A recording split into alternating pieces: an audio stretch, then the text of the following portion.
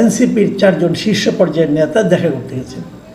তা আমি না খবরটা শুনে একটু অবাক হয়েছি যে এনসিপির নেতারা আজকে এই জুলাই অভ্যুত্থানের ঘোষণাপত্র যেদিন ঘোষণা করা হবে আনুষ্ঠানিকভাবে, প্রধান উপদেষ্টা নিজে ঘোষণা করবেন, এই সময় সেই অনুষ্ঠান স্থলে না থেকে কক্সবাজার যাবেন, এটা কি হয়?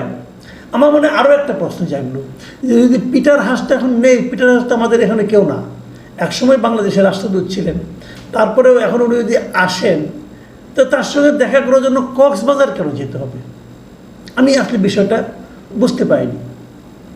এরই মধ্যে দেখলাম বিভিন্ন টেলিভিশনের স্ক্রলে এই নিউজটা এলো, পত্রপত্রিকাতেও পেলাম, সোশ্যাল মিডিয়াতে তো এলোই, ওটা তো বলে রাখার কোনো অপেক্ষা রাখে না। আমি নিজেও কিন্তু সোশ্যাল মিডিয়া এই নিয়ে একটা প্রশ্ন করেছি যে এই সময়ে ওখানে বৈঠক কেন?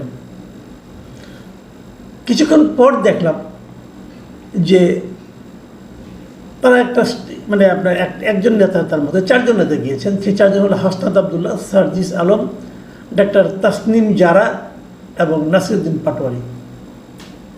এই 4 জনই মোটামুটি শীর্ষস্থানীয় নেতা।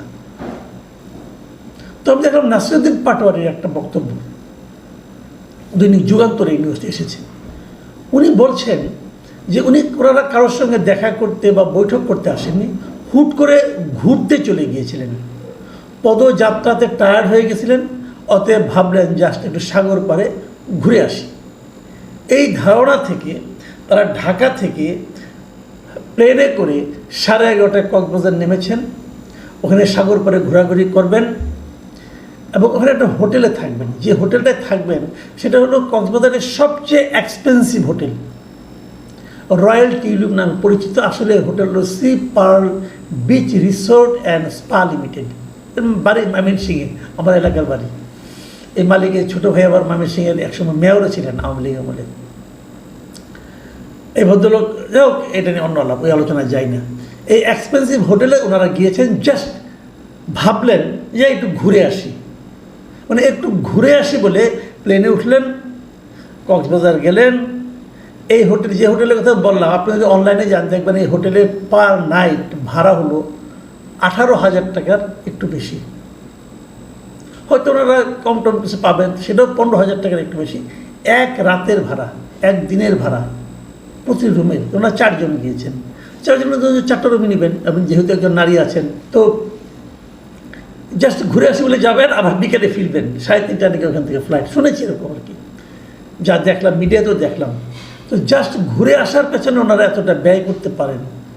এদের মধ্যে অনেকে ধনী মানুষ নিশ্চিত, তাহলে তো এত হবে না। আমরা তো সার্জিস আলমের ব্যাপারটা জেনেছি, উনি তো বলেছেন ওনার পূর্বপুরুষ নাকি জমিদার ছিলেন, সেটাও তো ওনার মুখে শুনেছি। আবার আন্দোলনের সময় অন্য দৃশ্য দেখেছি।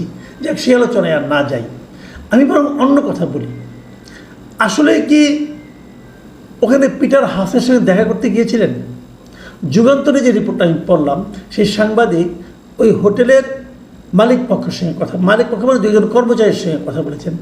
একজন কর্মচারী বলেছেন যে এখানে পিটার হাস আসছে কিনা আমি জানি না, তবে পিটার হাসের মতো একজনকে হোটেলে দেখা গেছে। এখন এটার কি অর্থ আমি বলতে পারবো না, উনি নিজেও নিশ্চিত না যে উনি পিটার হাস কিনা।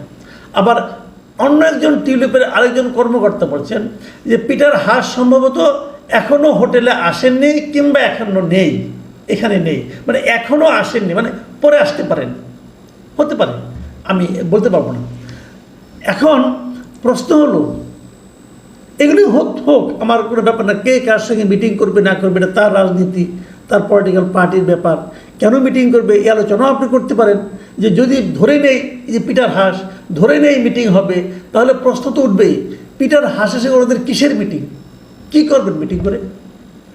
পিটার হাস, হয়তো অনেকে মনে করেন যে হাসিনার বিদায়ের পিছনে পিটার হাসের একটা ভূমিকা আছে, কারণ ওই সময় ওখানে, ওই সময় উনি ছিলেন, মানে আপনার এখানকার অ্যাম্বাসেডার ছিলেন। তো এখন হাসিনার বিদায়ের জন্য ভূমিকা থেকে থাকে, তো বিদায় করতে ইউনুসকে এনেছেন, এখন কি আবার ইউনুসকে বিদায় করবেন, নাকি ইউনুসকে আরও বেশি দিন কীভাবে রাখা যায় সে আলোচনা করবেন?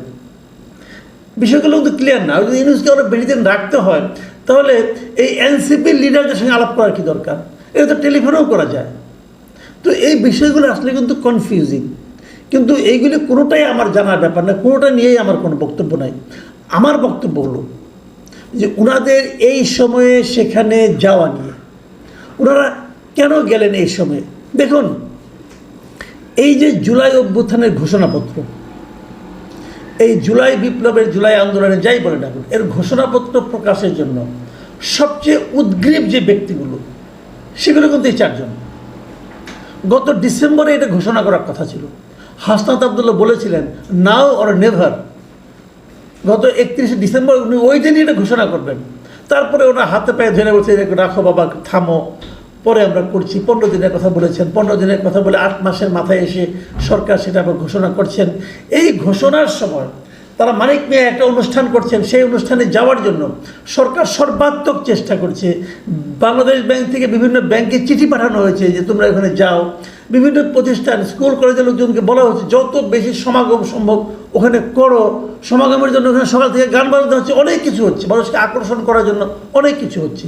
যখন সবাইকে আকর্ষণ করানোর চেষ্টা চলছে, তখন আমাদের এনসিপির এই 3 জন শীর্ষ নেতা, যাদেরকে আমি মনে করি এই ঘোষণাটা আসলে তাদের জন্যই প্রয়োজন, তারাই এই ঘোষণার জন্য উদ্গ্রীব, তারা চলে গেল অবসর বিনোদনে।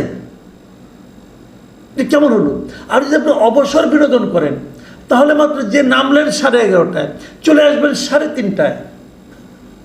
খেয়াল করুন, মাত্র 4 ঘন্টার জন্য আপনি অবসর বিনোদন করতে গেলেন।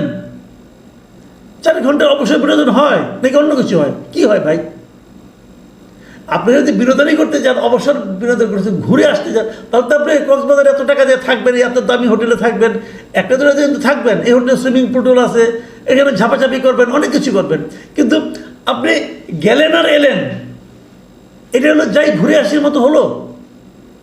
এটা কি বাংলাদেশের মানুষ বিশ্বাস করবে ভাই? ঘটনা অন্য জায়গায়।